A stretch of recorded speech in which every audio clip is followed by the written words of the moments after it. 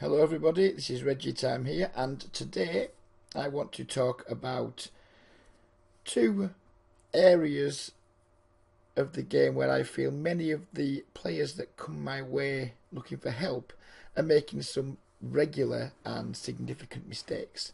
I'm going to start this off by first of all saying that if you're already a winning regular who thinks they have a lot of the basics down pat, this isn't going to be for you, so you should probably stop listening now instead of listening to it and then finding ways to criticise me for making shit content, basically. It's not aimed at good players, it's not aimed at already winning players, it's aimed at players that are struggling with their games and they're just not getting the job done, not making money. So what I'm about to talk about are a couple of subjects that I believe a lot of people come my way regularly misunderstand. One of the things I hear a hell of a lot from like many players, even relatively experienced players, is how they're betting and using a pretty big bet sizing to make draws fold. If you frequently find yourself thinking about betting to make draws fold, you need to stop doing that right now. When we're betting, rarely are we ever going to bet to make a draw fold. There can be some small occasion we want to do that where we just have, say, two low cards and we think someone's got some kind of like weakish draw. Then we might want to make a weak draw fold because we just have nothing. But that's not what we're talking about here. Here's a scenario that frequently comes up. We'll open pocket queens from the cutoff and we'll get called out of the blinds. The flop will come down 7 of hearts, 8 of hearts, king of diamonds. So there's like a straight draw out there, a flush draw out there, and a king. We'll make a 2/3 pot c-bet because obviously we can try and get value from some pairs, and obviously king x isn't going to get value from that, but I think we can usually c-bet this board and get value from 8x, 7x, draws, pocket 10s, pocket 9s, maybe pocket jacks, that type of thing. So it's a reasonable value bet on the flop. The turn then becomes the 8 of diamonds, which puts a second flush draw on the board and also pairs the 8, so it hits like part of our opponent's calling range. And for me, this is where some players start betting for the wrong reasons. Many players that I'll work with will now make like a huge turn bet, but when we talk about the sizing and the reasons for why they chose to make a huge bet, they will frequently say it's because they want to make draws fold. If you've had this thought before or you have it regularly, you need to start like listening pretty carefully right now, because we're not betting to make draws fold in this situation. We're betting to get value from draws. Most of our value in this situation is going to come from draws. With pocket queens on a king 7 8 8 two-tone board, which is 2 flush draws, most of our value is going to come from the draws. So if we make a large bet, we're often going to fold out the stuff we get calls from, and usually only get called by like king x. You get raised by 8x or that type of thing. We're kind of going to fold out a lot of that, the weaker parts of someone's range, which is where our value is going to come from. So we should, in my opinion, we should be striving to come more comfortable betting smaller in these types of spots, especially if we're up against some weaker opponents that will make some loose calls, rather than be blasting at the pots because we're scared of a flush draw or scared of a straight draw making the hand on the river. So in the example that we've used, a naked flush draw would have 9 outs on the turn. I mean, that's quite a few outs, but it still only equates to what, 20% equity, something like that, maybe slightly more, but around 20% equity, which means we can bet as little as half pot and still be like giving our opponents really the wrong odds to draw. If we had about half pot, we're asking them, we're giving them 3-1 to draw. That means you need 25% equity, and that's just with a half pot bet. And lots of you will be really scared of just making a half pot bet because you'll feel it's too small and you feel all the draws are going to call. That's what we want. We want draws to call. We just want them to miss. We want them to call and then miss against us. Our job as a poker player is typically to give players the incorrect odds to draw against us and then hope they draw anyway. When we see drawy boards, we want to start seeing them as a way to extract value from our hands and not to try and like shut our opponents out and make them fold. When we have like the queen on the king XX, we need to be seeing those drawy boards as an opportunity to get value. We're going to go for some thin value. Yeah, we're going to get owned by King X, a decent amount of the time, but we're going to get tons of value from the draws too. So we want our opponents to be calling in those spots. If we're making a bet on King XX, we shouldn't be trying to make it as a bluff. We should be making it for value most of the time.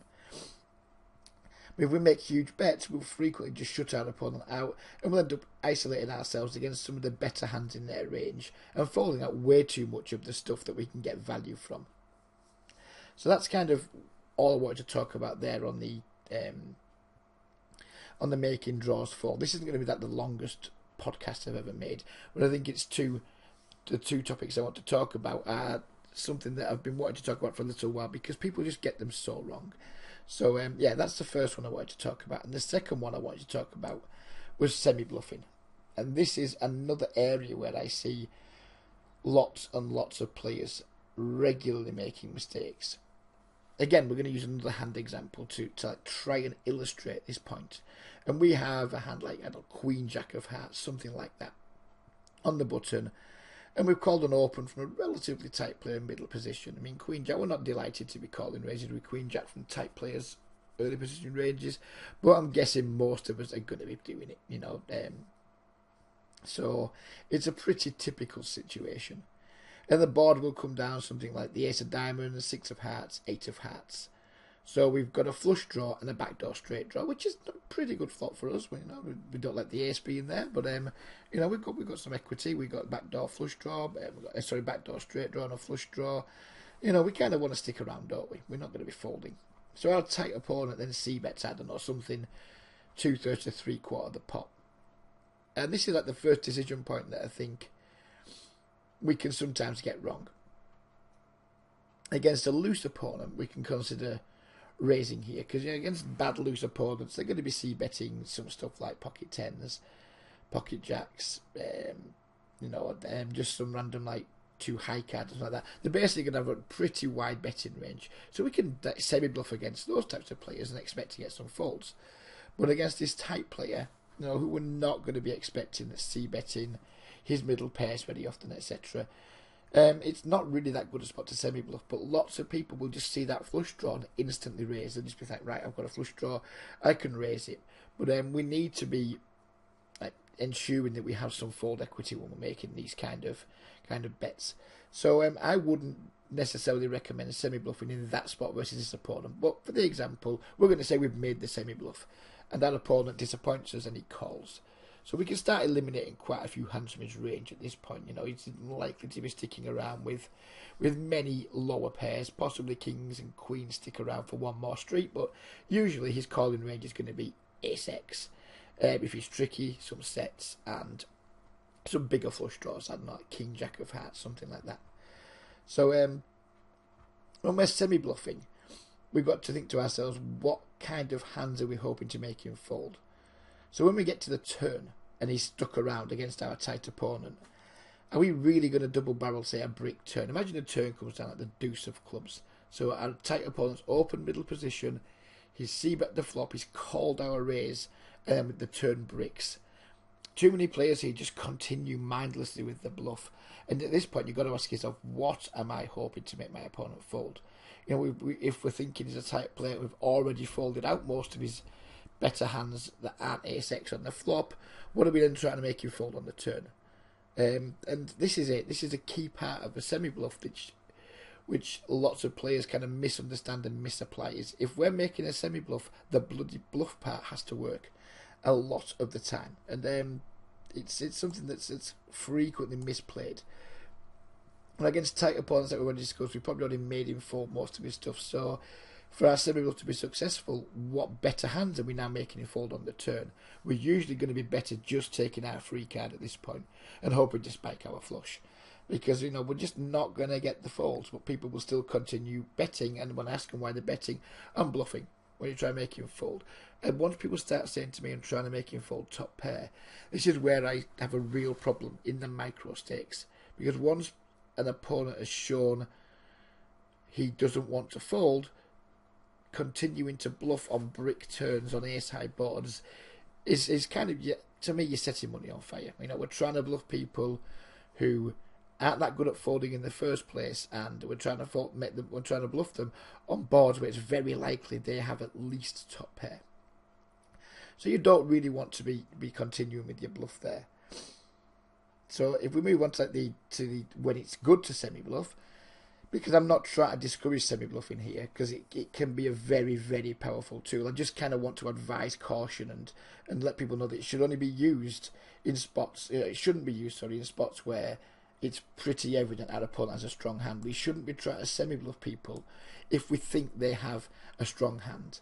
The times we should be using a semi-bluff, in my opinion, are the best time to use a semi-bluff, are against our more aggressive opponents who have wide ranges, because often then we can make them fold better hands, which is crucial when we're semi-bluffing.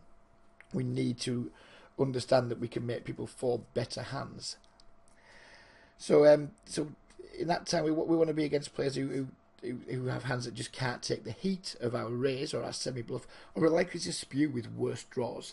I mean, against the right opponents, I'm more than happy to get a high flush draw in the flop, but I have to know that they have worse draws in their range and like weakish made hands. Someone who's, if someone's range is for getting in is going to include just middle pairs and worse draws, when I have like 2 overs and a flush draw, then I'm more than happy to just slam the money in the pot. But if I'm only ever going to get it in against a range of, let's say, over pairs and higher draws, then it's a really bad spot for me. So we need to know our opponents are capable of getting in with worse draws and weak made hands that we have very good equity against. Because semi-bluffing is like a combination of fold equity and pot equity. If we have a lot of pot equity, we don't need as much fold equity. If we have a lot of fold equity, we need not as much pot equity. But it's usually a balance of the two. So obviously against a tight opponent who's sticking around, we probably don't have very much of either. We probably don't have very much fold equity or very much pot equity. But against a loose, aggressive, or maybe even a manic opponent, we can have lots of pot equity and maybe even just a little bit of fold equity too. If someone's like c-betting, say, some kind of middle pair, and we we raise their 3-betters, and we know we can just get them to fold sometimes when we jam. Those types of situations are really good for us. But we need to have an opponent that is prepared to put decent amounts of money in with pretty weakish hands to make it work. So that's kind of like where we want to be with semi-bluffing. It's, just to recap, it's a combination of fold equity and pot equity. You kind of need a little bit of both to make a semi-bluff work. Once we lose the fold equity part, we should probably stop with the action. The minute we think we don't have fold equity here, we should usually be stopping with the semi-bluff, unless our opponent is so weak and so much of a bad aggressive player that overvalues hands that we think our pot equity is going to compensate us. If we think we've got, say, 12 clean outs, for example, and just a modicum of fold equity, then it's probably fine to do it. If we think we're against a tight player and we only have 9-8s and not very much fold equity, then it's probably a time to start slowing down.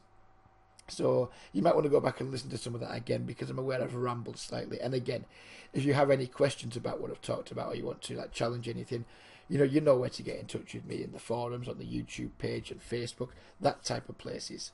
But yeah, so if you do have any follow-up questions from the topics we've discussed today, or even if you want to talk to me about joining my mentoring subscription service, which is aimed at inexperienced or recreational players, please do get in touch with me via the forums, on Facebook, on Skype, all of which can be found below, like the video on YouTube. There's a link to my Facebook group. I think I've got my Skype details are on there, etc. So yeah, please do get in touch. If you've enjoyed the video, please do subscribe. I'd like getting more subscribers. Please share it with your friends. And yeah, I hope you enjoyed it. I hope it's been of some use to you. So what's there for me now to say is just to take care. If you can't be good, be lucky for the month. And yeah, we'll see you all next month with hopefully another podcast that's of some use to recreational poker players. Thanks very much, and goodbye for now.